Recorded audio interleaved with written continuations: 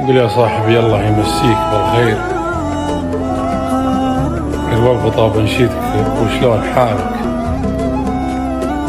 من بيننا رفقه ومعزة وتقدير، وقل اتصالي يوم قل اتصالك، ارفت بك هالايام من دون تبرير، جعل الفرح والطيب فاليا وفالك وانبعتني من شان خرج المعاذير، يا ما حكوبك واحتمينا مجالك. يا صاحبي ما اشتقتني